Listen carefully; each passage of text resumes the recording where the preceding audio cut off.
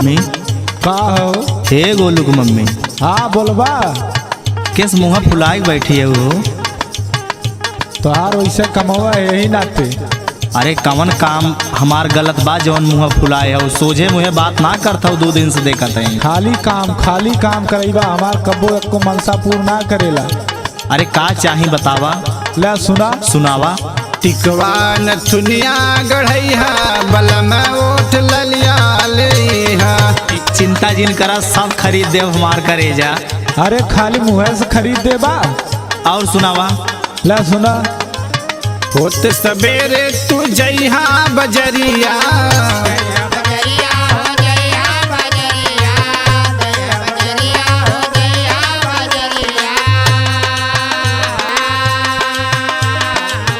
होत सवेरे तू जइहा बजरिया, अखिया के गजरा ले अइहा सवरिया, चूड़ी कंगन ना भूलैहा,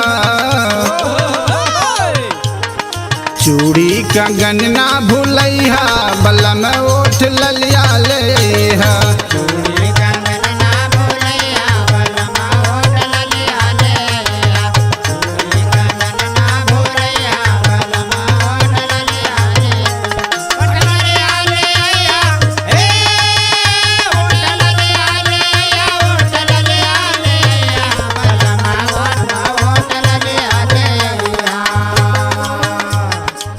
इतना फरमाइश सुनाई देता हूँ न, ले आवे के मनऊ का हाथ रहत ना लाऊ। लईबा कहना। और सुना। और सुनावा। सड़िया बनारस के हमके ले अइहा,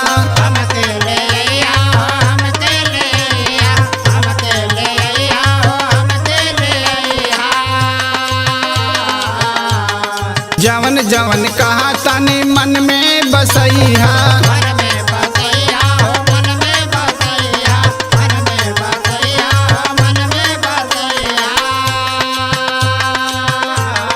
सड़िया बनारस के हमके ले अइहा, जवन जवन कहा तनी मन में बसैहा, खाली हाथ ना चलिएहा,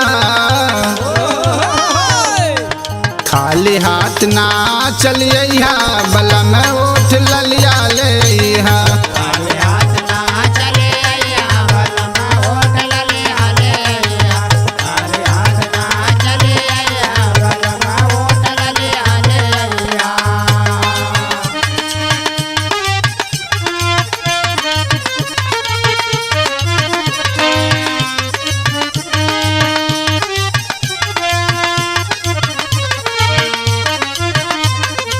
गोलू को मम्मी काम धाम बहुत डाउन चलत बा।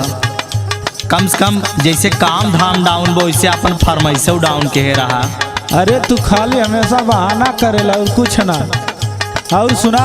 सुनावा तो सुनते नुबानी। पटना से पाँव के पयलिया ले अइहा,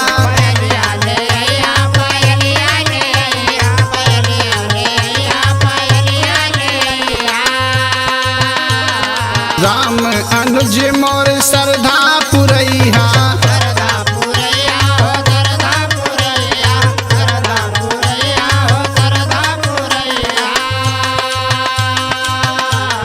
पटना से पाँव के पयलिया ले अइहा, राम अनुज मोर श्रद्धा पुरैहा, लावे में देरी ना लगैहा, बलम ओठ ललिया ले अइहा।